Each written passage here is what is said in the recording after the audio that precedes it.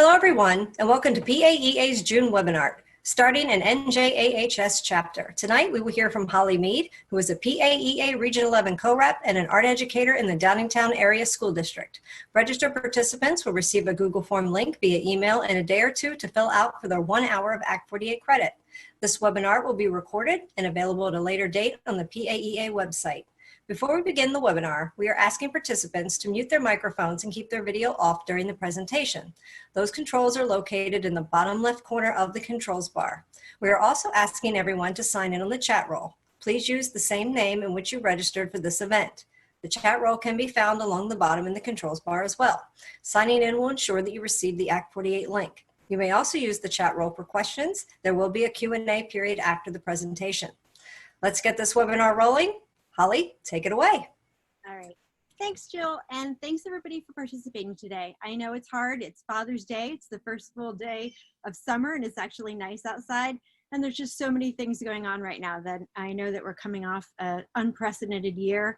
So again, I just want to thank everybody for being a part of this. So let me share my screen here with you. Oops. Jill? Jill? Yes.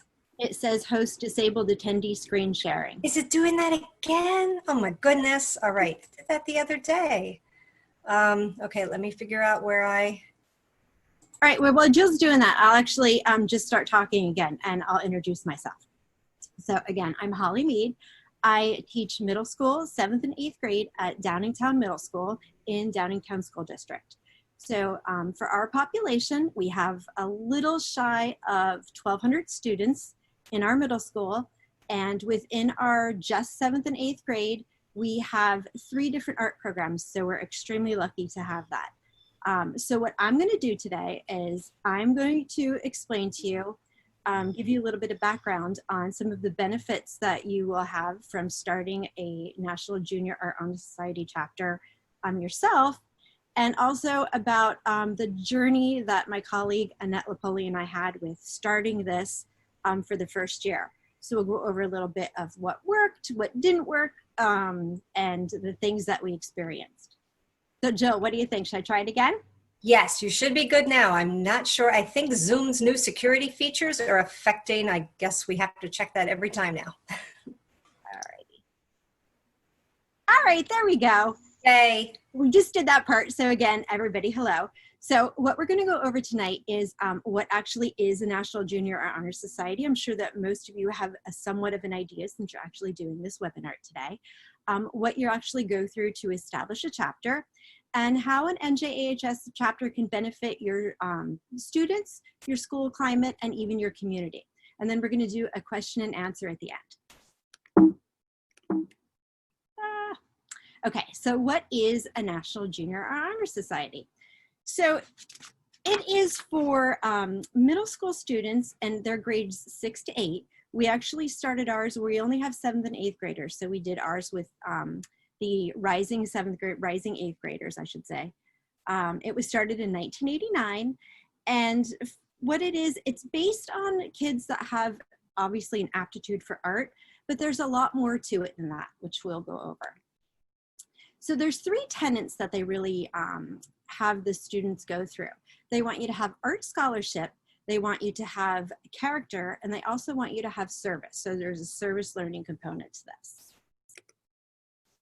So how does an NJHS values of art scholarship, character, and service really benefit our students? So as I said, you're already interested if you're here and you're listening to this. But just in case you need a little bit more background or you need some data to support for your administration or your district on why a National Junior Art Honor Society would benefit your kids, I'll go over that first so that you have a little bit of that data background if you do need to get some buy-in from anybody at your school. So there's a broad agreement that schools need to provide more than just academic instruction to prepare students for life and for their academic career. So the National Research Council met in 2012 and established a lot of different tenets, and I'll go over some of those so you have those. But they want kids now to be knowledgeable, responsible, caring, and socially competent, along with just that academic component. So we'll go over art scholarship first. I'll take each one of these tenets and go over with you and give you a little bit of background. Now, we already all know the benefits of art and why it's so important for our students and to keep in our schools.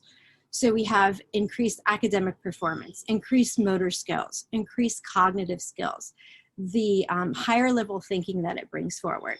But what I really want to talk about in the next little part of this is the social emotional learning component of this.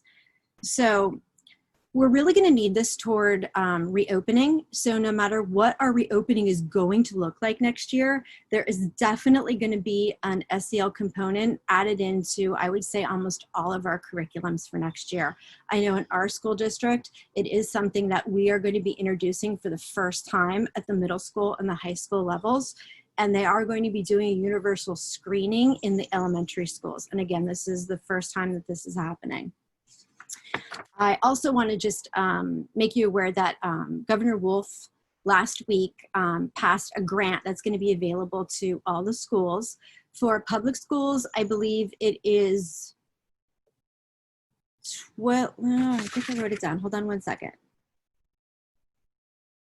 I think it's $120,000 per school for different things that we're going to need so that we can get our reopening happening with everything that's happening with COVID-19. And a big part of that grant is going to be schools applying for SEL parts of their curriculum. So I just want to throw that out for you so that you can understand how important this is going to be going forward that we're going to have. So when you think about SEL learning, I know that a lot of you have heard it's been a little bit of a buzzword the last year or two. So what actually is it? So I want you guys to understand that SEL, or social emotional learning, is how children and adults learn to understand and manage their emotions. They learn how to set goals, show empathy for others, establish positive relationships, and learn how to make responsible decisions. So for SEL learning, they have come up with, when the National Research Council met in 2012, what they did is they fell back and they started a group called CASEL. So CASEL, no matter what program anybody's using for social emotional learning, they are the kind of the go-to and set the standards and the framework that any curriculum or any program is going to use. So there are 5 domains within that framework, and there's 3 learning systems where they want those domains to happen.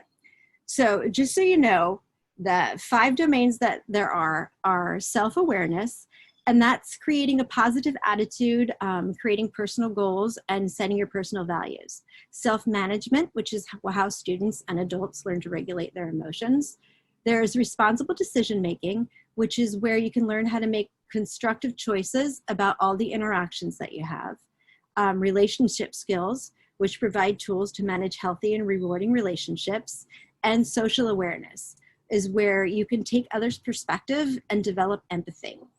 And you'll see that within the National Junior Art Honor Society kind of framework, all 5 of these is hit all the time over and over again. So it really is great for the kids. Now, the research has shown that through this social emotional learning that they'll get throughout this program, the short-term outcomes are increased SEL skills, positive attitudes toward their self, toward others, and towards tasks that they're taking. There's decreased emotional stress and increased academic performance. Long-term outcomes are college and career readiness, increased mental health, they develop healthy relationships, and there's engaged citizenship that's going forward. Now, Pennsylvania last year has just developed educational standards that are based upon the SEL curriculum, which is why I think a lot of us are going to start seeing it. So what Pennsylvania has done is they've adopted these skills and they've turned it into what they are calling the PACRS standards. And they also took those 5 domains and kind of broke them down into 3 different categories: self-awareness and self-management, establish and maintaining relationships, and social problem skills. Now, another way that this is going to get moved into our curriculum is, you guys know that in 6th and 8th grade, that the students have to have a certain amount of artifacts in their file in order for them to graduate.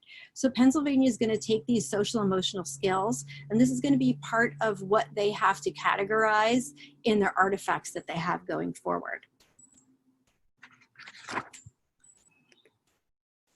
So again, with the service learning is kind of the next step of these 3 tenets that they have in the Honor Society. So just to go over a little bit, if you Google anything, if anybody wants a little bit more information, you can look at Joyce Epstein. So the work of Dr. Joyce Epstein has been done, she's done numerous research studies about the benefits of partnering with families and communities and how it helps the students and the school climate. So you are going to do this when you have the Honor Society going forward. I'll talk more about that in a little bit, about what the kids will do. But the research also indicates that the partnerships between the families and the communities are really crucial ingredients for increased achievement outcomes, school programs, again, and the school climate. So this is kind of your choice as to how far you want to take this if you establish a chapter, but service definitely is one of the tenets, but you can decide whether or not you want it to really be service learning or if you want it to be more volunteering. So there is a little bit of nuances between the difference of the volunteering and the service learning. With volunteering, it's mostly putting forth time, and both are very important. And it's promoting good for a certain agency, people, or animals. Now, with the service learning, it goes a little bit further because it's going to have kind of an education component mixed along with the time. There's an ongoing commitment, and most importantly, there's time for reflection about what was actually learned. So it lets the kids troubleshoot a little bit more. They have a little bit more chance for problem solving, and then they could take their shared experiences and they translate it into more of an authentic learning experience. Again, that important reflection component there, they can talk about how they can apply what they learned, and they could take that experience and lend it to their education and also, you know, their real life experiences. I know a lot of times we say real world experiences. I try not to do that because to them, everything that's happening for them is their, you know, real world that they're in.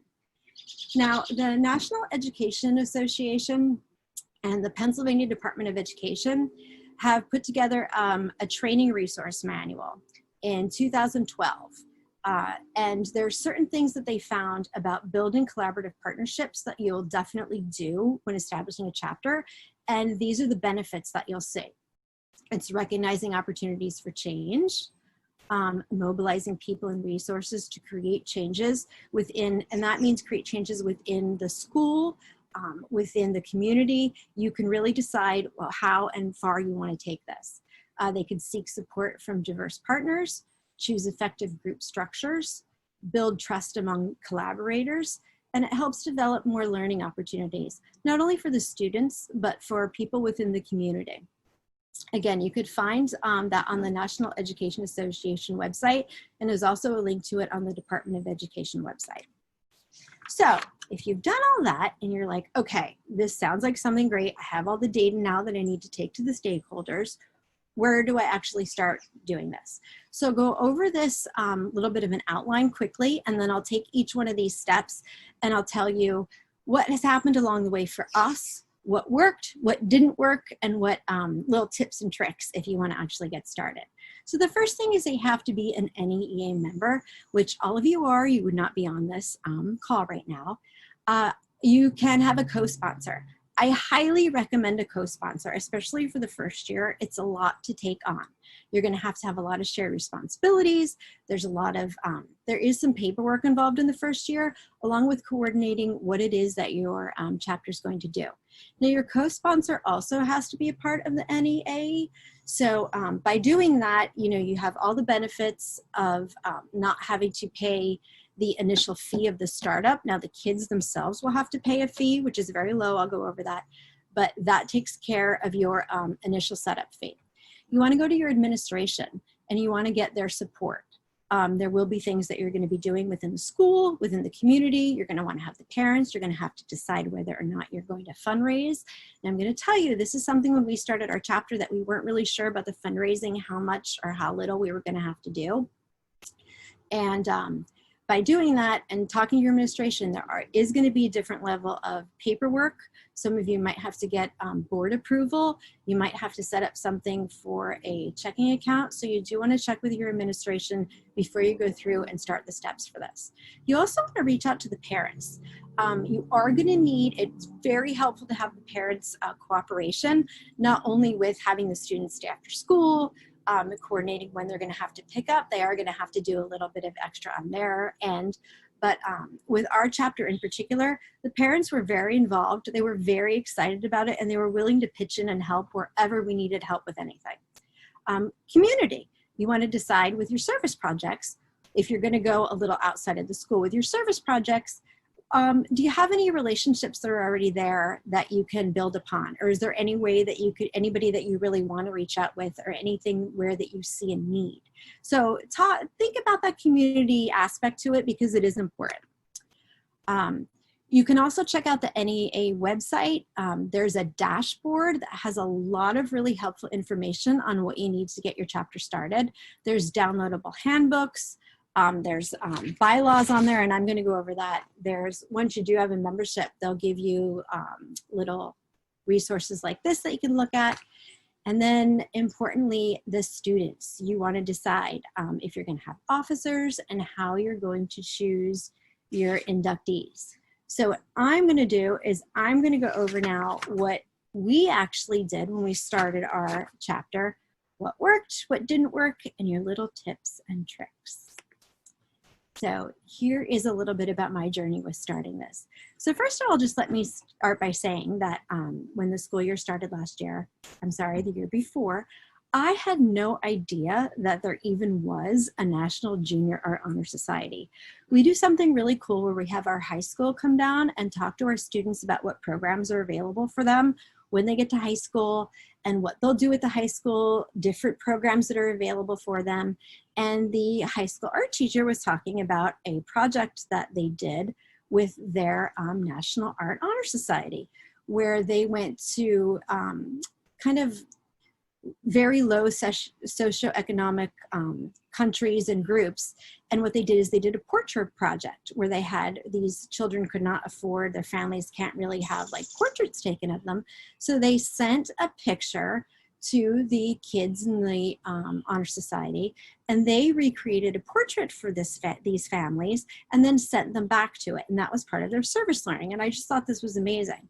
So I back to my room later that day, and I went on and looked up, what is a National Art Honor Society? And I saw that they had a National Junior Art Honor Society. So I just thought, this is just such an amazing thing for these kids to do that we had to get started. So looking at a co-sponsor. So I have a really amazing colleague, and she has experience at the high school and also at the middle school level. So I talked to her about it, and it was something that she was interested in doing with me.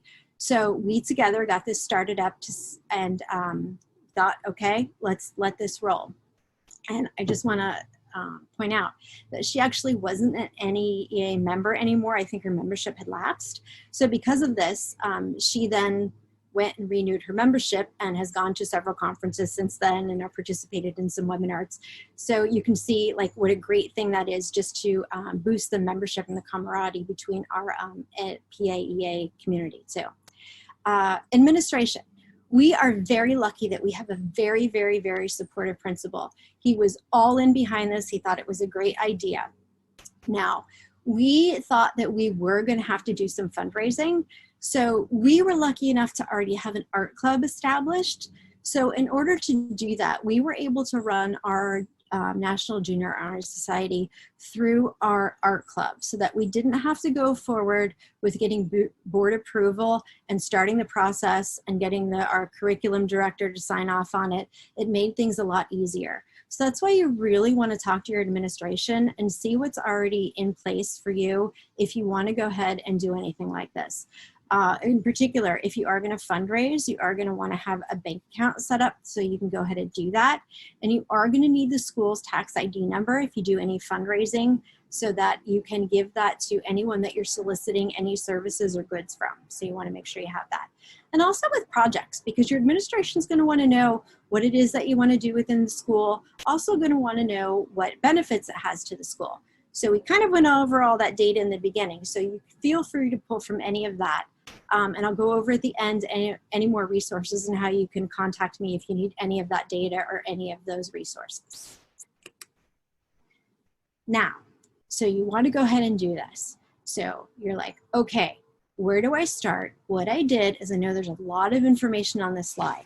I do not want you to have to read everything that's on this slide, but I want to go over with you that on the website, they have a dashboard that you can go to that has, and you look up here, it has the National Junior Honor Society middle school, high school, junior high school students. Now, this is not the high school. The high school is on the same dashboard, so you want to make sure you're looking at the same thing if you go ahead and do this. It is easy to find, and there's a lot of information on there. So I'm just going to give you the highlights. There is a lot of flexibility on the middle school, junior high level for you to start your chapter. You get to decide basically who it is that you want to do this. You decide who your nominees are going to be for induction. You don't have to go through to the national chapter, a lot of that at high school, but you do get a lot of the benefits from the organization without having all the little micromanagement, which I thought was absolutely wonderful. Now, there is a $5 per student fee. Because you were a member of the NEA, you do not have to pay the initial service fee. That's waived. It's part of your membership. But that $5 fee per student is something that you do want to look at. They do have to have, according to the national chapters, a cumulative B average. But I think that you're going to find that most of your students, that's not really a problem at the middle school levels. So you get to kind of set forth with the attendees what the bylaws are. So go over at that a little bit more in the next slides. You also have decisions over, you know, when you're going to establish the chapter, how many students you're going to have in the chapter. You're going to get to decide what your projects are going to be. Now, they do suggest that you do the service projects, but again, there's a lot of flexibility. Do you want to keep this kind of with your stakeholders in the school, or do you want to go out a little bit more into the community, or do you want to kind of have like that mesh between the two, which is what we actually ended up doing with our chapter. The students, really important, especially for our school. I'll let you know what happened. The students do not have to be currently enrolled in an art program. Now, when we initially started our chapter, what happened is that students can take all 3 arts if they wanted to. They had a lot of flexibility. That had since changed now, where students have to take one of each of the specials within their 2 years at the middle school level, which meant that some of the students who were originally inducted into the Honor Society were really upset, and they were worried that they were not going to be able to continue in it this year because they didn't and were not able to currently have art on their schedule. So don't worry about that. That is something, according to the national level, that they do not have to currently have that art in their schedule. So it's fine. So it's fine. Now, according to the bylaws, if you're going to have officers, you do want them to be nominated in the last meeting of the year. So I'm going to tell you honestly, we did not do this. We did it before the very end of the year, which luckily we did because of how this year ended up. No one saw that coming. So we were able to do that right before the culmination of everyone having to shut down for the year. Membership is also transferable to another middle school if they move to another middle school, and it's also transferable to the high school. All you have to do is tell the high school teacher, if you have a chapter at your high school, that these students are in and they want to continue, you want them to continue, and that way it goes right through and they don't have to go through a nomination process again for the next year. Now I'm going to go over the bylaws with you. Again, there's a lot of things on this slide, so please don't be intimidated. It's just a copy of what is actually on the website that you can see, so that here's the highlights. It's very flexible. You get to write your own bylaws.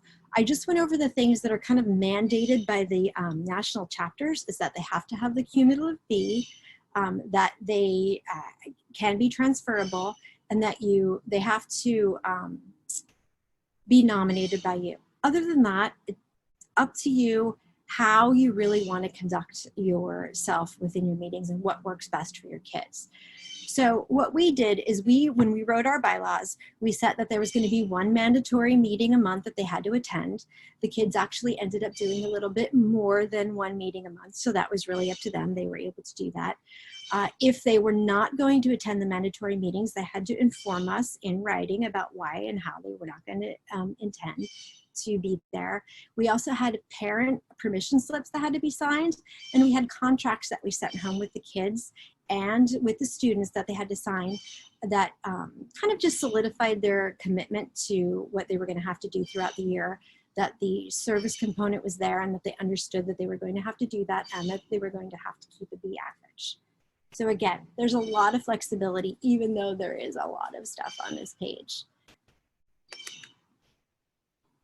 Picking the students. Now, I have to tell you, since it was the first time that we were doing this, and we have the 3 different art classes, so my co-sponsor and I, Annette, sat down and we kind of decided, but we were a little loose about it, that we were going to pick 10 kids, each from the art classes that we picked. So I'll go over that again in a little bit, but again, it's up to you how many and what you want to start with. Now, the students you do have that $5 enrollment fee. I would really suggest that you add an extra dollar onto that $5 and you make it a $6 fee, because there's certificates that they will give to you, but it's a $1 certificate. So this way, instead of having to add on or go find extra money right out from the get-go, that you have that fee just kind of right in there, combining what it is that you're going to need.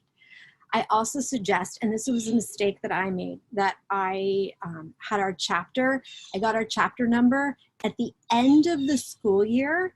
So what happened is your membership starts and ends June 30th. So what happened is I had paid the money for the chapter, but we only really had about 6 weeks left in the chapter. So if you kind of let that slide a little bit and you do it right after June 30th, you get the benefits of having the whole year membership with paying the fee. You want to keep those manageable numbers your first year or two. Like I said, we did a kind of 10 from each, 10 from each. And we also made a really conscious decision that we were going to try to get a lot of diversity in who we chose. What ended up happening with a population of a little shy of 1,200 kids is that we didn't have a problem with the diversity. It was fine with that. What we did have is we found that we had a lack of males in the group. So what happened is we kind of had to look a little bit further to get that nice mix.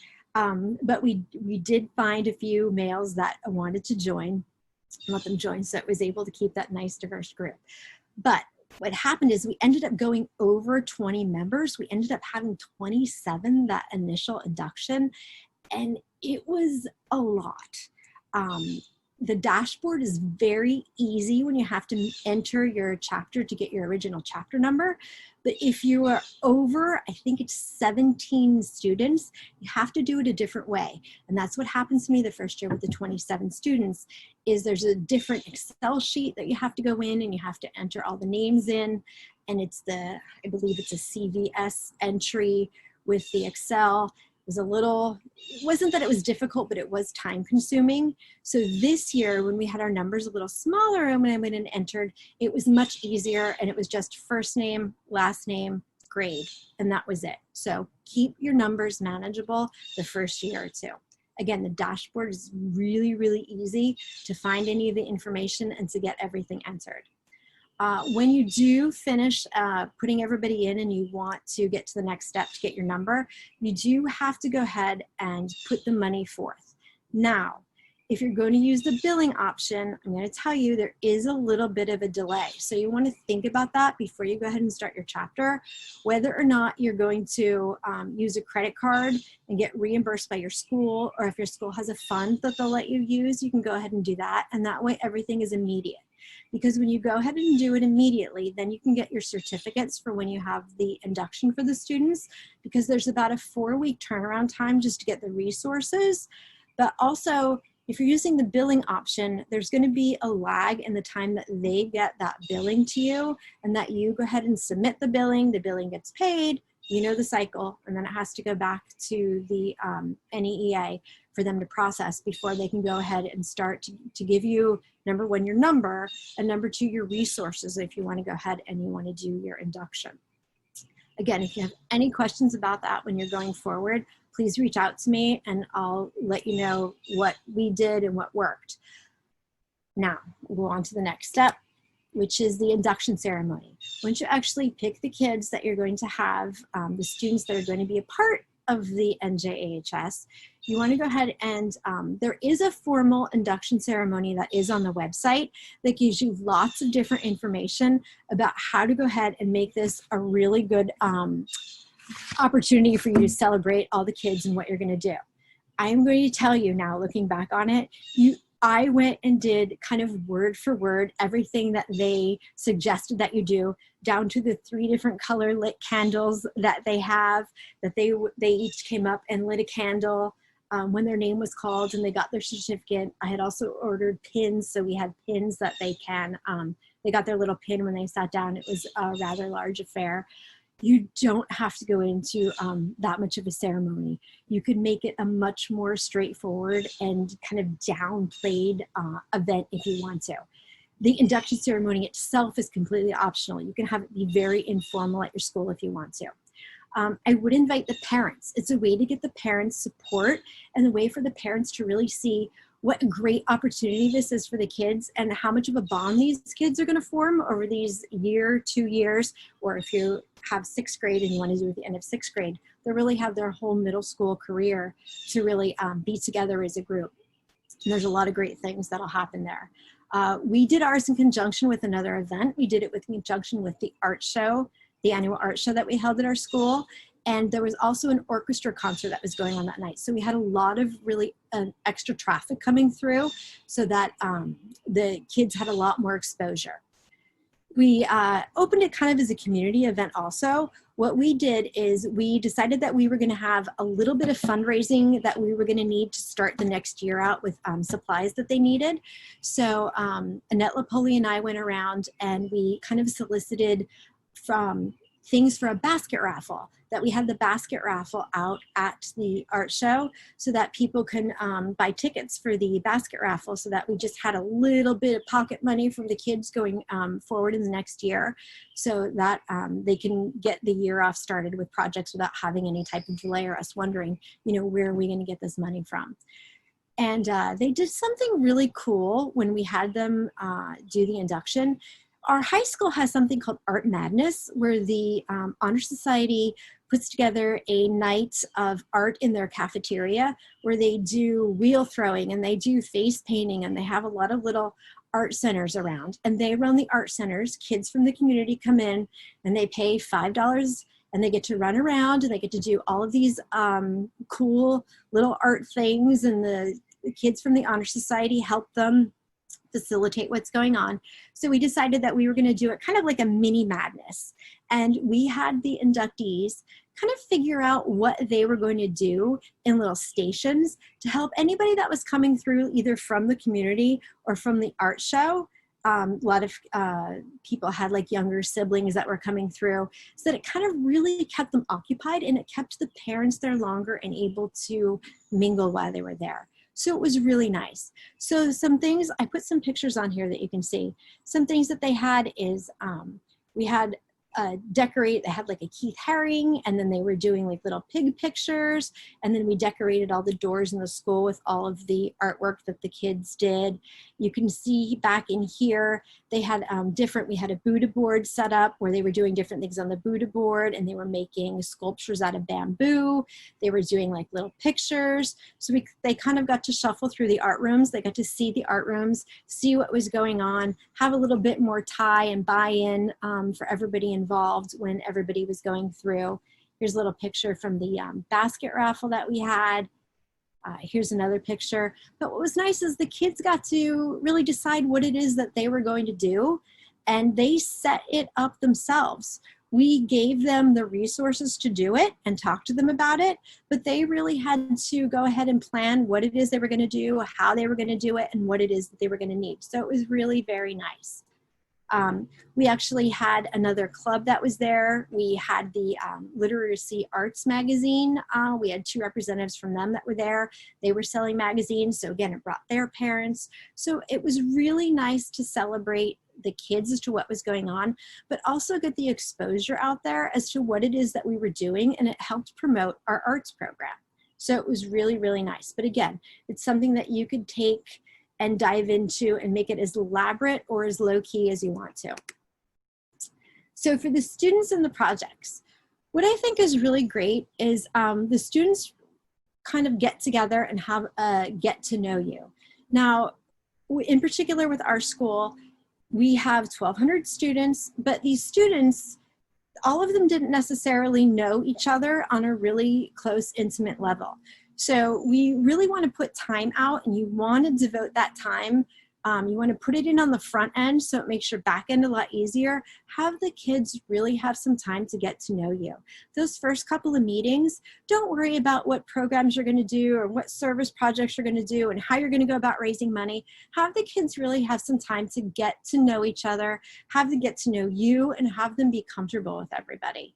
That establishing relationships is really important. Again, not only because of that SEL component, but because to have the organization function really smoothly, some of these kids weren't friends to begin with, and there's a group of 5 or 6 of them that became such good friends after this that I know even this summer, their parents were planning things. I don't know if they were gonna get to do it with everything that happened, but to stay together. So it was really, really nice to see kids that normally wouldn't necessarily be in classes together develop these strong bonds. So some of the things that you can do, or you can have them bring particular art or artists that they like, bring them into the first meeting, and you can have them kind of talk about what they like about it and why it's important to them. So it has them really in a low stakes way, have the other kids put themselves out there and have the other kids kind of react to them. Give them time to create, and also make sure that they really have time during the meeting to set up discussions. The discussions are really important. They're important for you to understand what the kids, what they're into, what is important to them, what matters to them, because it'll help you going forth with the service projects to have that tie-in to make the learning really authentic. If they really care about it in their lives, they're going to really put a lot into the project and get a lot out of the project. And again, it's that service learning component where you could bring that educational piece in and really tie in some lessons in the meetings so that the kids really have that kind of extra bond altogether, and it makes that learning so much more important. You also want to figure out what projects you're going to do. Now, the service learning is a component to this, but you can decide whether or not you want to start small and you want to have it be more volunteerism, or if you really want to take it and you want it to be more of a service learning. So get the student input on the projects. And I'm going to tell you, when we did this, the projects that we had in mind, so the kids had some great ideas, we had some great ideas. We wanted a mix of school and community, but a lot of the things that we wanted to do in the community, they didn't pan out. So you really want to think about the community relations that you have and kind of set it up before you put it out there to the kids.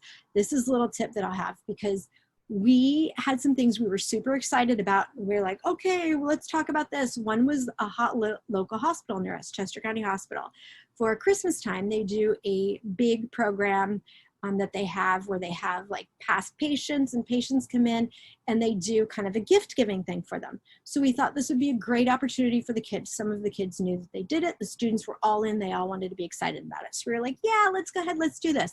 So when I called the hospital to set it up, the hospital had no interest in having the students come in and do this. So it was a little disappointing for me.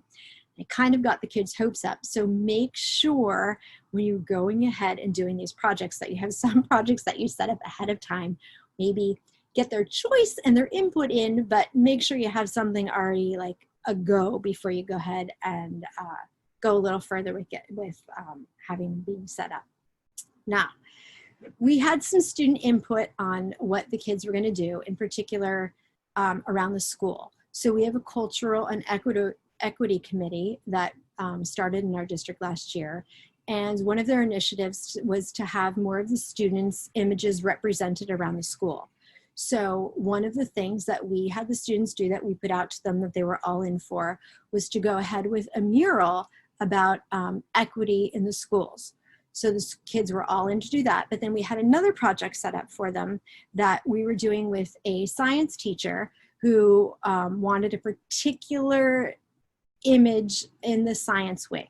So we were going ahead with that, where the kids were going to have the choice, not necessarily of where they were going to put the mural or who it was for, but definitely it was for the school community, and they were going to have a lot of input as to how the mural was going to be laid out and what was going to be on that. So I'll show you some little pictures in a bit. Unfortunately, with the way the school ended, our year was a little, but the kids were really excited about starting it and had it all laid out before we had that kind of end of the year happen. We also had a project where we had a local community member come in who is into industrial design and has a design studio and sells furniture. And he came in and did a lesson for the students, which was great to have somebody from the community come in and actually see, you know, what we do and what the students are doing in the school, but also be a part of what's going on. So that was nice for the kids to do and to be a part of. So for school-based things that you can do to start out kind of slow is bulletin boards. You can have the kids do some bulletin boards. The kids, in particular, our students wanted to do like a school beautification committee. So we had them do some bulletin boards for culture and equity. We had them do an awareness wall, in particular what was happening when the Australian wildfires in December. So they really brought about some awareness and were able to take kind of a component of education on that, where they did some background research and found out some information and posted it for other kids, and they were able to have the open dialogue, and it was great. The mural for the science wing that I talked about for the community. Again, we had the local designer come in. We have a local restaurant, actually it was Chick-fil-A. All the kids are very into Chick-fil-A. That was willing to put some of the kids' artwork on their website and also sponsor a basket for the students. We had like a little contest in school, so that was great, some outreach. And also for COVID-19, once school started, I reached out to the Honor Society kids and I'm like, I know this isn't the way that we wanted to end right now, but listen, we have the hope walls going around, the rainbow walls going around. Send me on your own outside of class, send me your artwork that has to do with the hope and the rainbows. And I reached out to two local businesses. One was a very large grocery chain that would not let me, for safety reasons, come in and do this, but there was a local coffee shop that was willing to let me come in and take the kids' artwork. We did it very safely, and they displayed all the kids' artwork in the front of the store. So it was really great. And the experience that the kids had was really wonderful. The organization itself ties in a lot of different opportunities for a lot of different learning and community outreach. There are different things that you can do within the NJAHS that we didn't yet reach out and do.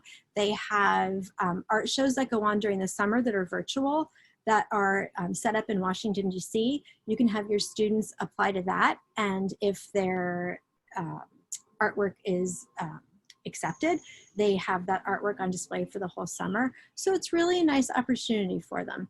And then once they get into high school, there's scholarship programs, there's certain universities that are associated with the Honor Society, and their scholarships that are available to them are only available to kids that are in the Honor Society. So it is a really nice thing for them going forward. And fundraising. I'll go over this very, very quickly. If you are going to do big projects, in particular, when we were going to do the murals, we found out that, ooh, we don't really have enough money for all this paint. We also needed to buy supplies. So what we did is we raised over $1,000 on a candy sale. Now, my co-sponsor actually taught at the high school. So what she did is she reached out to the academic honor society at the high school and found out what they did for fundraisers. So this is actually kind of funny. This was on Good Morning America a few weeks ago. The company, because they're actually a smaller company, it was called World's Finest Chocolate. So it was $2 a bar. We got permission from our administration. It was a tiered profit system. And we raised over $1,000 with that fundraiser. And that was really the only fundraiser that we did all year. So this would have been enough money at the end of the year to take them on a field trip that we had planned that unfortunately had got canceled because of COVID-19, and also enough for them to finish the very large mural that they had started in the school. So those are some of the things that you want to think about when you're starting, and some of the things that you can do. Hopefully you got a little bit of an idea of things that worked, things that didn't work, some little tips and tricks. Most importantly, I think that you should kind of keep it small the first year, keep it a little low key so that you can really garnish all the benefits that the institution has for you and the students. So here's a little picture of the mural that they were doing. This was actually we were at school on the Friday, I believe it was Friday the 13th in March, when that was our last day of school. But that Wednesday was their last meeting, and this was them getting the wall primed for the mural that we were supposed to start. So this is a little bittersweet here. And then on the lower left-hand corner, you can see the pictures of, this is the local restaurant that was willing to display the artwork of rainbow-themed hope for the kids. They were open, they have a drive-through, so they were open so the community members can go through. They still have it up, and they can see the kids' artwork as they go through the local coffee shop. Now, I know there's gonna be some questions. I put all my contact information up. Please feel free to reach out for me of anything, any questions that you have, any little things. I know that was a lot of information that I just dumped at you in that 50-minute time slot. So I have my personal email, my school email, there's my PAEA email that's up there, and also the NEA on the website. They have a lot of information. There is an 800 number. I'm going to tell you straight up that the woman's name, I believe it is Carolyn. She is the only woman that answers the phone there. And if you have any questions, she is more than happy to answer your questions and walk you through anything. I've called her many, many times over the last year and a half. So I hope you enjoyed. I hope I got you a lot of information. I hope you're excited about getting a chapter started for yourself. Wow, that was great information. And we that was a lot, Jill. It was great. It was great. We now have time for questions, so you may use the chat roll to type in any questions or comments you may have for our presenter. And you may also unmute yourself and ask your question live. It is your choice to leave your video off or turn it on at this time. We are leaving it up to you to decide on your level of privacy, how muted or seen you are comfortable with, as the recording will be housed on the PAE website. So at this point, go ahead and feel free to get Holly some questions. You could just yell them out if you want to. Yep, you can yell them out or type them in. Your choice. And Holly, make sure you have your chat roll open. I know, I gotta go find it. Down at the bottom.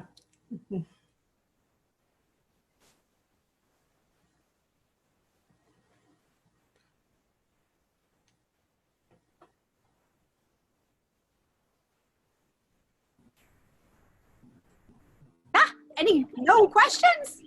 Oh, hello. Hi, Barb. Yeah, so it's not just for public schools. No, it is not just for public schools. The only prerequisites are that it has to be a middle school, that you have to have the membership to the NEA.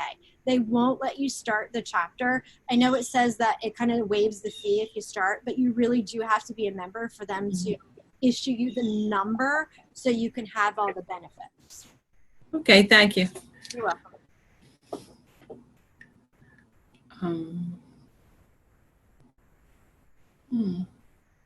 Okay, I'll say something then. And I hate to be negative because I guess I'm negative when I think about things, but so Butler.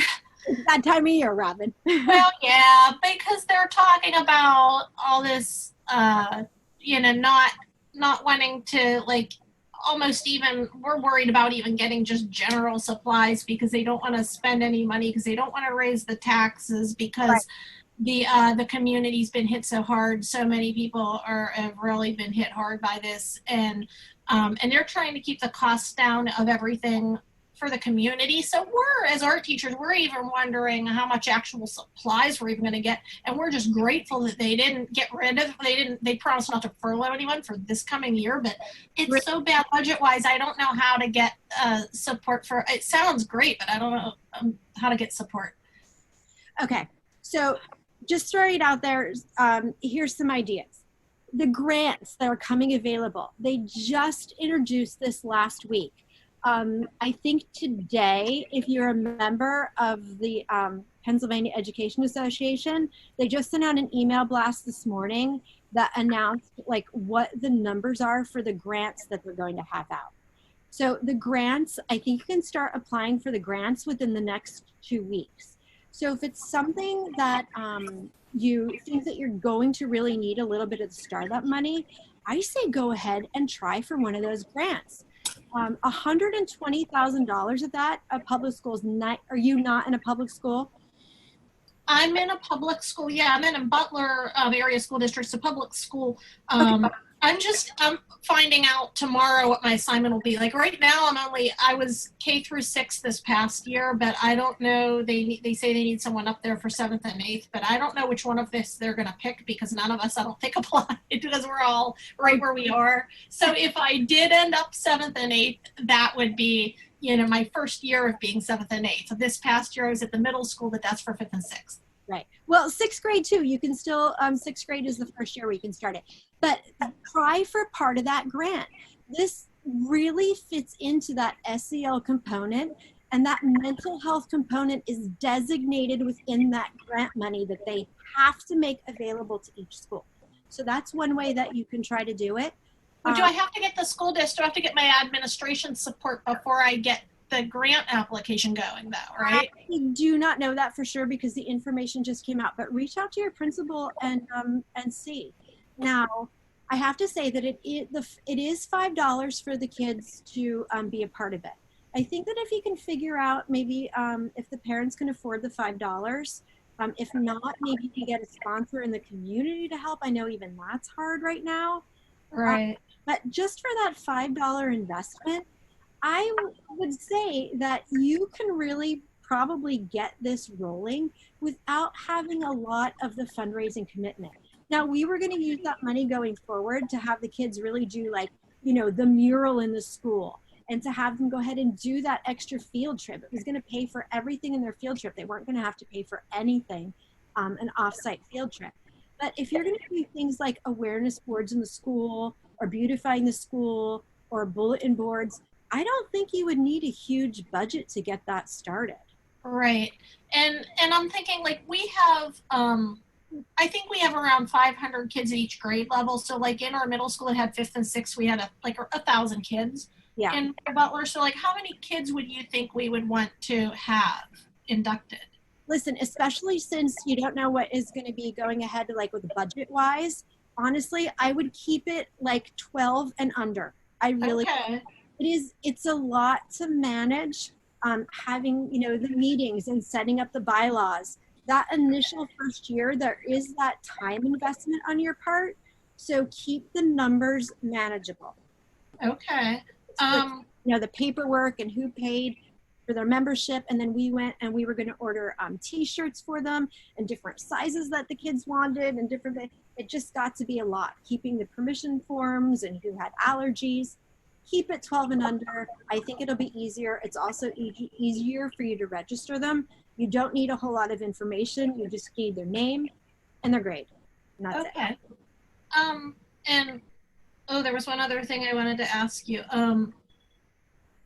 Well, or not, I guess it wasn't. It was more of a comment in that there already seems to be like a place where there could be a need. Like we've had like I had a principal last year that approached me and wanted a mural for the library, right? Mm-hmm. And I was like, well, I don't have the time. It takes a long time to paint a mural.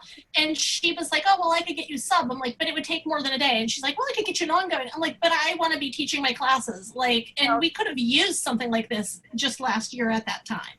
Yeah. So great for the kids to get together and do this. And when you bring in that service learning component, it really, in particular, you know, as you know, even teaching 6th graders, but 6th grade, that middle school age, it's so vital for them that they really need to be able to express themselves. and they lose interest in things. If we don't grab them during those middle school years on how important it is to be creative, we can lose them for the rest of their, education. Sure. You don't have to take high school at the art level. Right. You know what I'm saying, or at the high school level.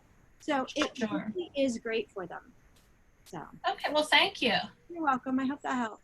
That did. That gives me some ideas going forward. The suspense is killing me because I'll find out tomorrow where I'm assigned. So Even if you're still in elementary school, 6th grade, you can do it in 6th grade. So right. it might be a nice jumping off point, even just to get those murals done.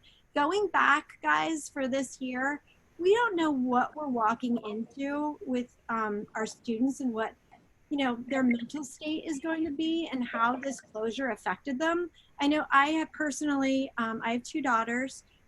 One is going to 7th grade and one is going to 11th grade. I thought one was going to have a really hard time with this and I thought one was going to be a breeze. Well, let me tell you, they turned that on their head. They totally flip-flopped it. So one had an awful time with it and is still having a really hard time. And the other one, it was a breeze. Toward the end of the year, I had a lot of parents reach out to me about what their kids went through during these last 3 months of school. And we really sometimes think, oh, they're so adaptable, they're so pliable and flexible at this age. Some of them really had a hard time. I think that going back, we're going to have a lot of things that we have to face that we didn't have to face before, and we don't know what we're walking into. This is really an opportunity, a kind of organization like this, that we can really get a bond with these kids and really have them go out and do something positive, to really be out in their community and see what's important and really engage more than just with themselves, which is what they've been doing for the last 3 months.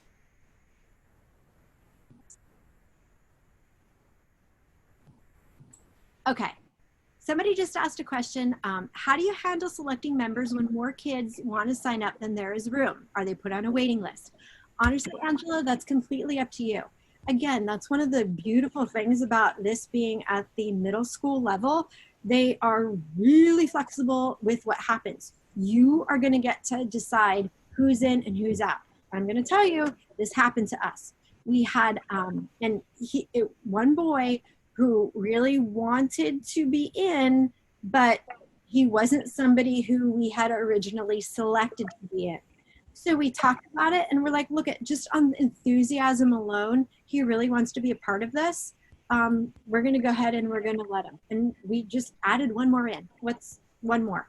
So I reached out. I did explain to his parents what originally happened, why he wasn't originally on the list, but it was something he wanted to do. And it made his parents kind of all the more supportive of what we were doing.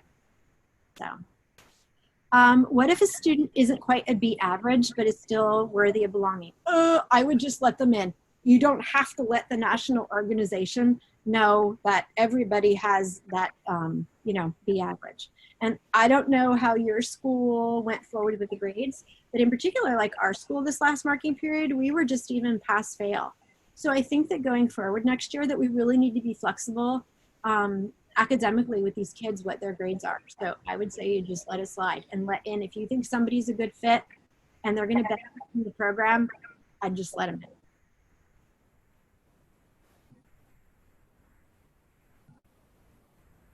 So again, if anybody has needs more buy-in from their administration, you'll get a copy of a copy will be posted, I believe, on the PAE website. So just go on, my contact information is there, just reach out to me.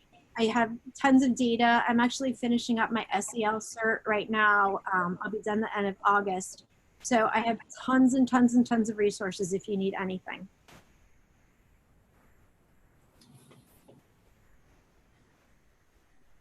All right, any other questions?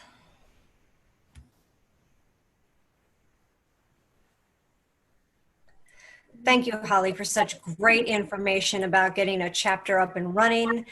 We really hope that everyone enjoyed their time with us tonight. Please make sure that you have signed in on the chat roll to verify your participation in tonight's webinar. July's webinar will be announced soon, but remember the registration links for all PAEA sponsored events are also available on the PAEA website calendar, the PAEA Facebook pages, and through email from me, PAEA's Director of Programming, or your division or region reps. So remember to check your email for the Act 48 link coming soon. And unless there are any other questions, looks like it's just lots of thank yous because yes, that was so much awesome information. Again, thank you everybody for coming tonight. I know that these are strange times. But it's nice to take a break though and hear about just, you know, some art that's not stressful and it's nice and a little sense of normalcy. So I still love having these webinars as we're going through all this. All right, everybody, just reach out if you need any more information or need any help getting anything started. All right, and that's a wrap then. Good night, everyone. Night.